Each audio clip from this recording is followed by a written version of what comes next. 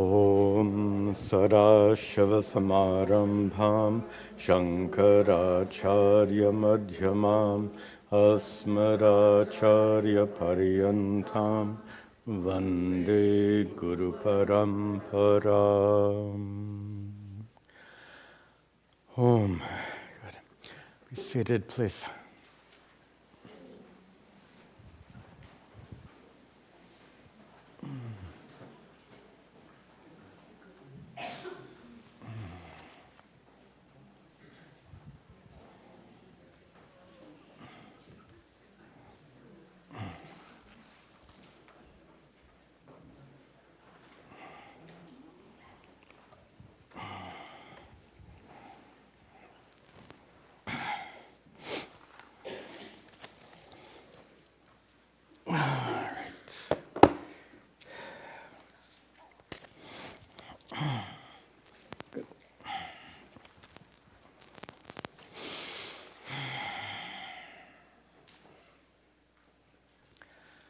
Om Sahana Vavatu Sahana Bhunaktu Sahavidyan Karavavahai Tejasvinavadhitamastu ma vidvishavahai. Om Shanti Shanti Shanti. Om. Good. Welcome back. Welcome also to our many students attending these classes online. We continue. We're actually at the very end of chapter 15. These chapters, as you remember, don't have titles or names like they do in the Bhagavad Gita, but we've noticed that the content of this chapter is mostly on sadhana, spiritual practice, and in particular, jnana and bhakti. Also, karma and dhyana will set those aside. Jnana, spiritual wisdom, and bhakti, devotion. And something we've talked about at some length, which is really important to recognize, is that the orientation of Vedantic teachings found in the Bhagavata Purana, like the Uddhava Gita, their orientation is significantly different than Vedantic teachings found in the Mahabharata, like the Bhagavad Gita. They have different orientations because the Bhagavata Purana is perhaps the foremost scripture for devotion, supporting bhakti. Foremost means, I would say most popular, the most widely studied scripture for the sake of cultivating devotion. So for that reason, we should expect to see an emphasis on bhakti throughout the Bhagavata Purana in general, and even in this Uddhava Gita in particular. Even though the subject matter is Vedantic knowledge, there's a lot of emphasis on bhakti. And we've seen that before. And just to bring that to a very clear point, here, Sri Krishna presents jnana and bhakti as leading to the very same goal. The same goal, though, expressed in two very different ways. So what the Advaita Vedantin says, according to the jnana, the very conventional way of understanding spiritual wisdom, Vedantic knowledge, is to say that the goal is reached when you discover your true nature, Satchidananda Atma, to be the same as Satyam Jnanam Anantam Brahma. Atma is this Atma, the truth because of which you exist, is identical to Brahman, the truth because of which everything exists. That's what's revealed in the Mahavakya, Tattvamasi. And that is discovered through a process of Atma Vichara, self-inquiry. So, for an Advaita Vedantin, the pursuit of knowledge involves self-inquiry for the sake of discovering that true self, which is identical to Brahman. Now, Sri Krishna takes that same self-inquiry and puts a different, I'm sorry to say, I keep using this American expression, puts a spin on it. And I'm ambivalent about using that expression because it has many negative connotations. Here, I don't mean it negatively at all. He puts his own perspective on this journey of self-inquiry. And that perspective is this. Sri Krishna, in teaching that bhakti leads to the same place as jnanam, says that devotion leads you to my abode, his language, but my abode, as taught both in the Bhagavad Gita and in the Uddhava Gita, my abode is not some loka. My abode is here, within you, the truth of who you are. Yes, there are many devotional traditions that hold that Krishna lives in some Goloka Vrindavan, some celestial place, and that's fine, but that's not exactly what's being taught here. So, Sri Krishna says that my bhaktas eventually reach my abode, Madhama, but he says very clearly, both here in the Uddhava Gita and even more clearly in the Bhagavad Gita, he says that my abode is here within you. So in this way, you can appreciate how the self-inquiry of Advaita Vedanta and the bhakti of this Uddhava Gita and Bhagavata Purana, they lead to the same place, but with different definitions. So what an Advaitin would call Atma, which is identical to Brahman, is the truth of who you are, Sri Krishna would say, my presence within you as the truth of who you are, as your essence. That so-called inner divinity. The inner divinity is Sri Krishna's presence within you. In this way, both jnana and bhakti can be understood to culminate in exactly the same place. With that in mind, coming to the end of this 15th chapter, Sri Krishna praises bhakti. He calls out bhakti as being special. Why? Because this is Bhagavata Purana. So let's see that right now. Good.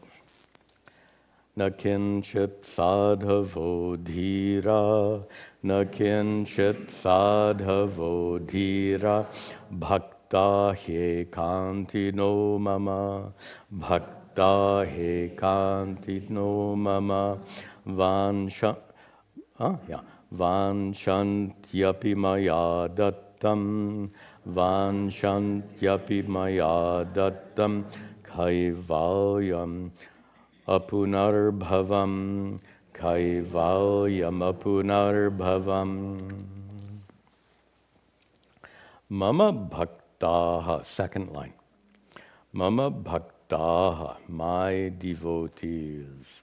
My devotees who are sadhavaha, in the first line, who are saintly, who are dhiraha, wise and committed. And the most important description here is my devotees who are he, in the second line, he indeed, ekantinaha. Ekantin is one who has eka anta, one goal. One goal. And the bhakta has one goal. The jnani has one the Advaita Vedantin has one goal. And even though they may use different language to describe those goals, according to Sri Krishna, the goals are one and the same. That's his presentation here. In this case, though, the goal is madham, is finding Sri Krishna's presence within you. So in this way, my devotees are ekantinaha. They are exclusively focused on seeking me. And as such, third line, vanchati, they want or navanchati, bringing down the first word. Navanchati, they don't want kinchit. They don't want anything else. They ekantika means only one pursuit. By the way, does that sound a little similar to some teachings we've seen? Often when talking about karma yoga, I've talked about a conversion of attitude when you discover that no worldly activities can ever bring perfect peace and contentment. You then become focused on a spiritual goal instead of all these various worldly goals. Isn't that kind of an ekanta condition, a condition of being one-pointed? Previously, you were doing this, that, and the other thing for the sake of happiness and contentment. By the way, how many activities do you engage in every day? Activities that you engage in for the sake of pleasure? A lot. That is really a fundamental principle of the human condition. So there's a kind of conversion of attitude that is usually associated with karma yoga. A very important aspect of karma yoga is this conversion where you recognize the futility of all other worldly activities and you become single-mindedly focused on spiritual growth. Doesn't mean you give up all worldly activities, but the most important goal becomes spiritual growth. And so in this way, we find some similarity between bhakti and jnana. They both require this condition of being ekantin, single-mindedly focused on the goal. And that makes sense because we all know that if you are not committed to a goal, you're not going to reach it. If you give it a little bit of attention here and there, a good example of that would be diet and exercise. It gets a little bit of attention every now and then, but because you're not really dedicated to that goal, the efforts are often not as fruitful as you would like. But here, he's talking about a single-minded focus on bhakti, on seeking Sri Krishna, or from the jnana standpoint, from the Advaita Vedanta standpoint, seeking your true self, Satchidananda Atma. Therefore, since they are the devotion is so strong, there is nothing else they want. There's a common, often, I'm pausing because it's a little tricky. Frequently, the devotion of bhakti is compared to romantic love. And personally, I find that comparison to have a lot of problems associated with it. How stable is romantic love? You fall in love and fall out of love just about as quickly. Anyway, so this is the shortcoming of comparing bhakti to romantic love. But one thing that is true about them both is that romantic love leads to that single-pointed focus on the lover. All of your attention is focused there. And that's where there is that similarity.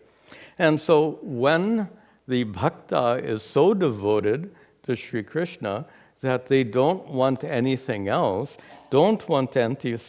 anything else, he says here, is kind of tongue-in-cheek.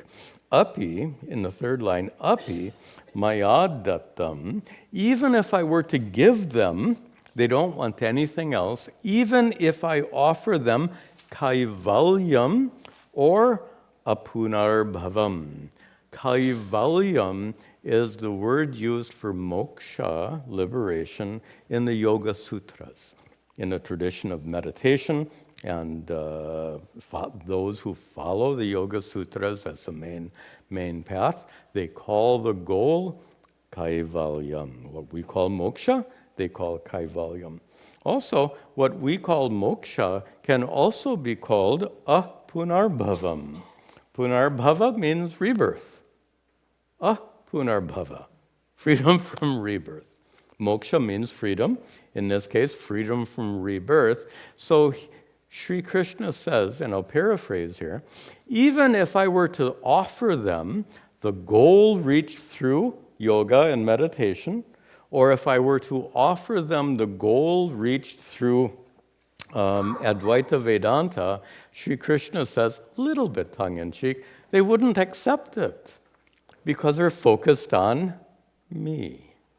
So this is the perspective, being that calling out that condition of being ekantika, one-pointed in your pursuit. And so they wouldn't be inclined. In fact, we can take that last line in several ways. When you're on a path that you're finding very rewarding and fruitful, why would you leave it aside? If you are on a path of bhakti and you're finding it extraordinarily rewarding and helpful, why would you set it aside and take up the path prescribed by Patanjali in his Yoga Sutras, or the path prescribed by Shankaracharya in all of his texts? If you're on a path of bhakti that's working, wonderful. As they say in American English, go for it. Excellent. This is what Sri Krishna describes here. Another perspective on this, he gives in the next verse. Another perspective on even if I were to give them these other options. So here he says, Nairapeksham param prahur, Nairapeksham param prahur, Nishreya samanalpakam, Nishreya samanalpakam, Tasmad nirashisho bhaktir, Tasmad nirashisho bhaktir, Nirapekshasya me bhavet, Nirapekshasya me bhavet.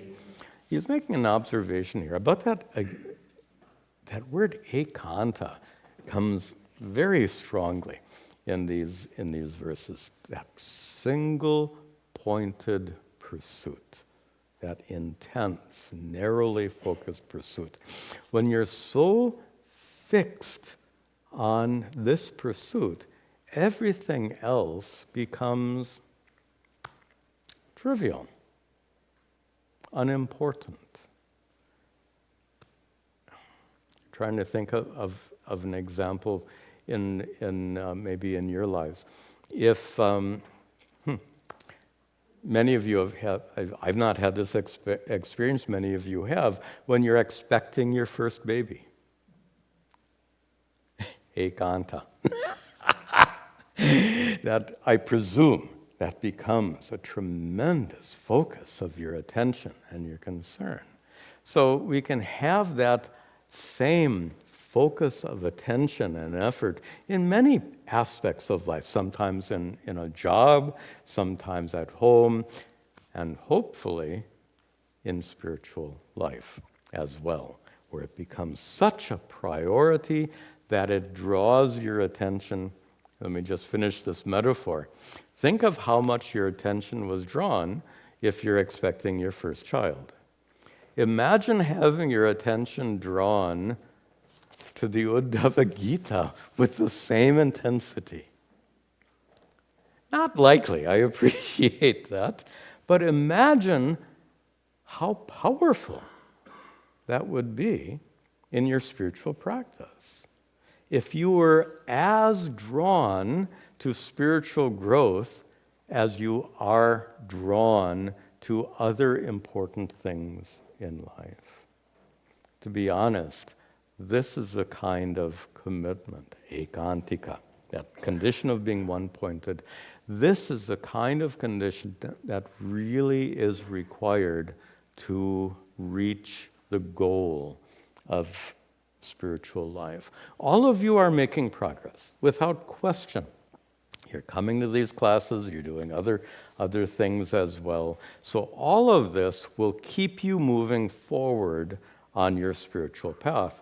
But it has to be said, if spiritual practice is just one of many things you consider important in life, you will continue to make practice, but with that attitude, the goal will elude you. Why? Because you are not ekantika. You are not single-mindedly focused on this ultimate goal. Now, please don't misunderstand me. I'm not saying that you should give up other worldly activities and spend all your time in study and meditation, that prayer. That's not what I'm saying. But what I am saying, and we've discussed this before, it's a matter of setting priorities. When spiritual growth is one of many priorities in your life, that's good, by the way. In fact, it's quite good. For most people, is spiritual growth a priority? Are you kidding me? If they have a to-do list, do you think, oh, study Bhagavad Gita is going to be on a typical to-do list? Not likely. But it might be on your to-do list. That's unique. That's remarkable. That's really good. But, there's always this but. It's really good. It's wonderful. It's even extraordinary if spiritual growth is a priority in your life. But there's a huge gap between a priority and the priority. So if spiritual growth is one of many things you pursue in life, that's great. You will definitely make progress, and you'll be blessed by that progress. But moksha is gained only when spiritual growth becomes the priority. So, which can develop for any of you. And when it develops, again, doesn't mean you forsake all worldly activities. It does mean, though, a restructuring of your to-do list. What ends up at the top and what ends up at the bottom. Okay, so we've chanted this verse. Let's see this now. So he says that nairapeksham param prahuhu. They say that nairapeksham, freedom from apeksha, freedom from desire. Freedom from desire is param, is the ultimate goal. Can't say ultimate goal in the same sense as we just used it. Is of great importance. Param prahuhu. Being desireless is so important. It is nishreyasam. It leads to moksha, nishreyasam, and it is analpakam. It is not a small thing. It's a huge thing. The desirelessness which accompanies ekantika buddhi. Buddhi, an attitude of being single-pointedly focused on your goal. When you are so focused on this goal, everything else becomes relatively less important. This is the desirelessness. So for those who are devoted to Sri Krishna, they also have this ekantika buddhi, this one-pointed focus on Sri Krishna, so therefore they're not concerned, they're not chasing after other goals, they have no other pursuits. Tasmat, he says in the third line, tasmat nirashishasha bhaktihi, bhakti devotion, which is free from other desires. And bhakti, free from other desires, means ekanta. And here the comparison to romantic love holds true. You have one lover. I don't know how people. We won't go there. We won't go there. Okay, so so the bhakti, which is free from any other desires, nirapekshasya me bhavet. The bhakti for me, the devotion for me, becomes free from all other desires. This is a little bit unclear, but I thought there was quite a nice connection here. So if we turn this into a kind of a silly story, Sri Krishna stands here, and you see you're very devoted to Sri Krishna, and Sri Krishna says, hey, I'll make you a deal. Yeah, he's not going to... So Sri Krishna says, hey, I'll make you a deal. Instead of being devoted to me, let me give you kaivalya, we talked about in a prior verse. And of course, being a great bhakta, who cares about kaivalya? I want you. And then Sri Krishna says, okay, if you don't want kaivalya, I'll give you apunarbhavam. I'll give you freedom from rebirth. I'll give you moksha. And if you're really devoted to Sri Krishna, who cares about moksha? I just want you. That is the attitude of the bhakta that Sri Krishna says has no desire. And here's a way of relating to that. When your devotion to Sri Krishna is so intense, you don't want to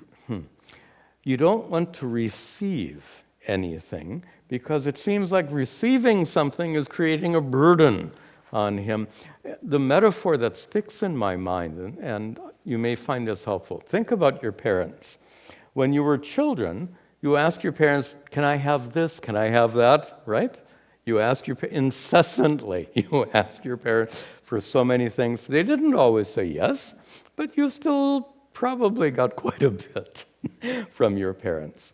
What about when you are a grown adult and your parents are elderly? Do you ask your parents for anything? You ask them what they want, what they need. As children, we want to get something from our parents, not as adults. If anything, we want to give, we want to care for them. So that also can be applied here. And that is, if you are so devoted to Sri Krishna, you don't want to grab after anything else. He says, I'm offering you kaivalya, I'm offering you apunarbhava, but if you have such devotion, you don't want to take anything. And you're kind of shy to do that. That's the feeling that he needs to convey. Okay, now he's concluding this chapter in the next two verses. Namaye kanta bhaktanam, namaye kanta bhaktanam, guna doshodbhava gunaha, guna doshodbhava gunaha, sadhunam samachittanam, sadhunam samachittanam, buddhe paramupeshyusham, buddhe paramupeyusham, upeyusham. Look at the if you really want to be challenged, look at the grammar of that word. You'll be surprised. Okay, I won't do that here, I promise. So he says here, Mayi ekanta bhaktanam, ekanta bhakta. For those bhaktas, for those devotees who are ekanta, who have single-pointed devotion. Towards whom? Mayi, in me. So for those the highest rank of devotees, Sri Krishna says, for them, na guna dosha udbhavaha gunaha. Na gunaha. No qualities? So here, there's an odd use of language which you really have to straighten out, and that's why we studied this with a commentary. So here, he says, for them there is no guna dosha udbhavaha gunaha. Here, He says that which is born of guna and dosha, that which is born of guna means that which has a quality, dosha means that which is defective. He's talking about dharmic and adharmic deeds. It's kind of funny language, but this is what he means, and the commentator makes it very clear. He says that there's no gunaha. Gunaha here means punya and papa karma. Sorry, that's what it means in this context. So, by the way, remember this is poetry. We forget that sometimes. And poets are known for using all kinds of obscure expressions. When I was young, I hated poetry because I would read a poem. I wouldn't understand a thing of what the poet was saying because there's kind of an obscurity about poetry, an intentional obscurity. You know, if you say something in a very direct way, it's not very poetic. He went home. This is my poem. How's that? What I'm saying is very direct expression lacks the beauty of poetry. So here we have a little bit of an indirect expression, which is poetic. Sri Krishna says, those who are exclusively devoted to me, they have no gunaha, they are not focused on accumulating punya karma and avoiding papa karma. Punya karma, which is uddhava, which is born of guna, which is born of good deeds, dharmic deeds, and they are not worried about avoiding papa karma, which is uddhava, which is born of dosha, adharmic deeds. So they have transcended this very religious attitude in a very narrow sense. I have to follow dharma and avoid adharma so that I gain punya karma and avoid papa karma so that I can enjoy the fruits of those karmas in this life and the next. Tell me, how spiritual is that perspective? Some people work very hard at accumulating money in life because they think that money can buy them good things later in life. Of course, not in the next life, but in this life, it can buy them some good things. Maybe it can buy their children some good things after they die. But tell me, accumulating punya and papa, how different is that? You accumulate punya and papa so that you have good things ahead in this life and in the next life. You accumulate money so that you have good things ahead in this life and perhaps for your children after you die. That's basically a materialistic perspective. One teacher sarcastically called this kind of thinking spiritual materialism. It is a materialistic attitude brought into the religious realm, and it's very common, right? Many people. Why in ancient times and even today, why were so many rituals performed? That's why. That was driving the performance of all those rituals. Maybe a good thing that we're not so fixated on all those rituals today. So you do a lot of rituals. Why? I want to go to heaven, or I want this, I want that. That was the attitude that associated with the performance of all these rituals. But here Sri Krishna is saying, those who are devoted to me have given up that kind of spiritual materialism. Those people are sadhunam, they are good-hearted people. They are samachittanam, their minds are focused because they're not distracted by raga, dvesha, by this, by getting what you want, by avoiding what you don't want. Again, ekantika. If you are one-pointed, your life just an observation, your life becomes a whole lot more simple. Because instead of being scattered among many goals, you are focused on one goal, as are these bhaktas. And finally, they are upeyusham. They are those who reach param, beyond buddhehe, beyond the mind, beyond the limitations of the mind. They reach Sri Krishna here. And Sri Krishna here, I keep pointing to heart, not here. Of course, we understand, by the way, emotions, from the standpoint of neuroscience, emotions take place exactly in the same place as thoughts, right? Emotions and thoughts both take place in the neurons of your brain. Emotions do not take place down here in your heart.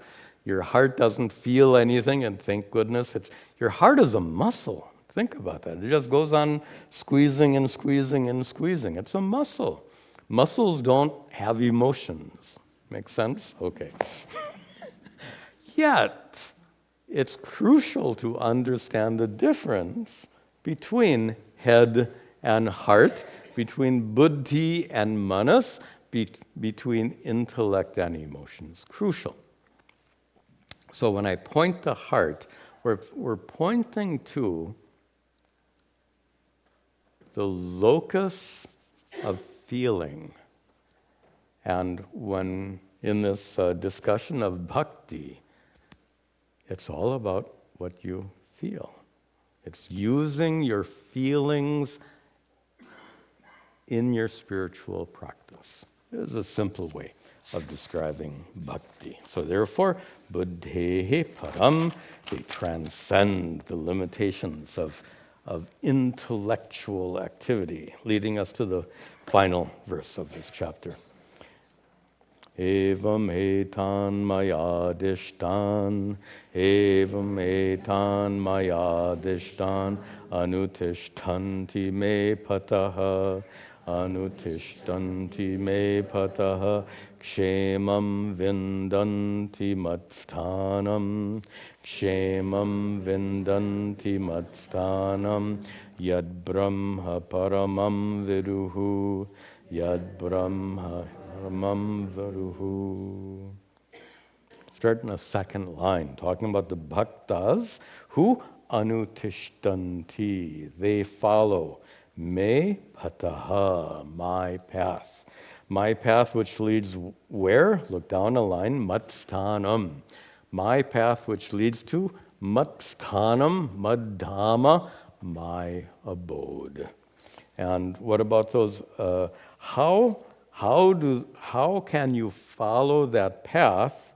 You follow the path which is, first line, evam etan maya adishtan. By following etan adishtan, these teachings, which are maya adishtan, which are maya dishtan or adishtan, which are given by me, established by following my teachings. They follow my path, the path which leads within, not to some loka, the path which leads to discovering Sri Krishna's presence within, and in that way, vindanti kshemam. They gain perfect peace and contentment, kshema. Now he ends with such an interesting statement. He says, they reach kshemam, that contentment. We're going back to that romantic metaphor. So this is one more place where it works. Many places it doesn't work, but one thing it works is when you are in the arms of your lover, so to speak, what do you experience? Kshemam, perfect contentment. May not last very long, but at least for those few moments you experience kshemam. And here, look what Sri Krishna, how he concludes this chapter. That kshema, that contentment, figuratively in the arms of your lover, that contentment which is found in Madhama, when you reach my abode within you. That contentment is that which yat, in the last line, that contentment is yat, that which viduhu, those who follow Advaita Vedanta, they call it Paramam Brahma. They call it Parabrahman. So what Sri Krishna calls the kshema, the peace and contentment you find in union with Sri Krishna, he says that is identical to what Vedantins call reaching Brahman, Brahma Vidya. So very interesting, I find it interesting anyway, how Sri Krishna very deftly in this Uddhava Gita separates bhakti and jnana, devotion and spiritual wisdom, but shows how they culminate at the same point which can either be called reaching Sri Krishna's abode, or it can also be called gaining Brahman. So, with that, we come to the end of the chapter. We have a few minutes here, so let me describe what's going to happen as we proceed. We finished chapter 15. We said before that we're not studying each and every chapter of this Uddhava Gita because some of the chapters, like this chapter was wonderful, and all the chapters we've studied so far, for students of Vedanta, what a wonderful way to be introduced to the teachings of the Bhagavata Purana. Bear in mind, most of the teachings of the Bhagavata Purana are stories. We're not studying stories here. We're getting these profound spiritual teachings.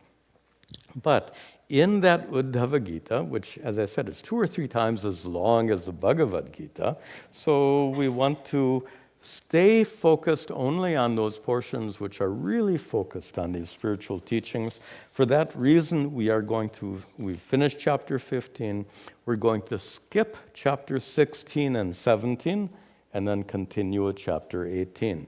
And let me explain why we're skipping chapter 16 and 17. Chapter 16 opens up, it continues where Sri Krishna left off. Sri Krishna here is talking about my path, mama pataha. And he says, and he opens chapter 16, he says, well, suppose you don't follow my path. Suppose you don't pursue jnana or bhakti or karma. Suppose you don't have a spiritual life whatsoever. Then what are the consequences? That's the content of chapter 16. And it's not very, what is the word? Edifying. What a fancy word. Not edifying means it won't be satisfying. It's like maybe helpful. It's included because it's helpful, but it would be like for a medical student who's really focused on health. But they also have to study pathology, which is the opposite of health. So maybe necessary study, but not the main thing you want to focus on. So for that reason, since chapter 16 talks about the consequences of not having a spiritual life, not engaging in spiritual growth, we're going to skip that chapter. Chapter 17 is kind of a no-brainer in terms of skipping over it. It begins with Uddhava's question. He asks Sri Krishna, I want to know about elements. And he says, I want to know about 28 different kinds of elements. 28 different kinds. And he starts to enumerate, well, there are 28. He says there are 3, of course, there are 3 gunas. Then there are five basic elements, and then there is also groups of 9 and 11, which are described in the Sankhya cosmology. So does that sound like something we really want to study here? I think not. And I'm not interested in studying it. And I'm afraid that it would be very didactic and tedious. So for all those reasons, we're leaving that out.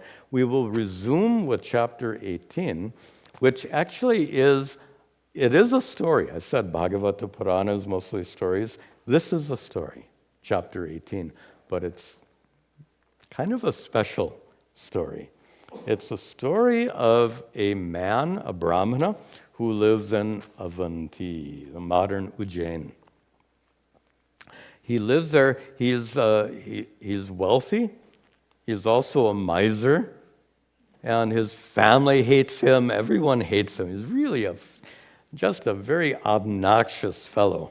No one likes him. So, in spite of all of his wealth, he can't enjoy his life because everyone hates him, and slowly he loses his wealth for various reasons. We'll see in the story. And then what has he got left? He's already lost his family and friends. Now he's lost his wealth. What's left? Well, he becomes a sannyasi, and still no one likes him. So, he was obnoxious before, maybe he's obnoxious later too. So how does he cope with the... if the chapter has a theme, how to cope with disrespect. So he's disrespected before sannyasa, he is disrespected after sannyasa, but his attitude changes tremendously. So it's an interesting story with a very good take-home message. We'll begin that next week. By the way, if you want to follow along with these slides are available on our website. You can print out a copy.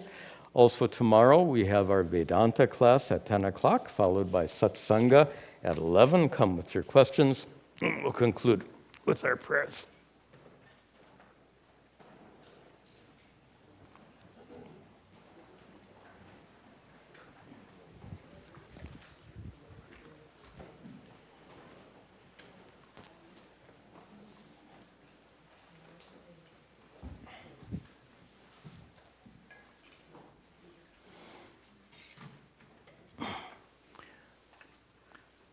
Om Gananahan Tva Ganapatigam Avamahe Kaving Gavinam Upamashravastamam Jeshtarajam Brahmanam Brahmanaspatahana Shranvan Uttabasida Sadhanam Om Mahaganapataye Namaha Ishvaro Gururhatmeti Murti Bheda Vibhagine Vyomavad Vyapta Dehaya Dakshina Murtaye Namaha Vasudeva Sutam Devam Kamsachanuramardanam Devaki Paramanandam Krishnam Vande Jagadguru. Om Sarve Bhavantu Sukhinaha Sarve Santu Niramayaha Sarve Bhadrani Pashyantu Ma Kaschad Dukkha Bhag Bhavet Asato Ma Satgamaya Tamaso Ma Jyotirgamaya Mrityor Ma Amritangamaya. Om Shanti Shanti Shanti. Om Tat Sat.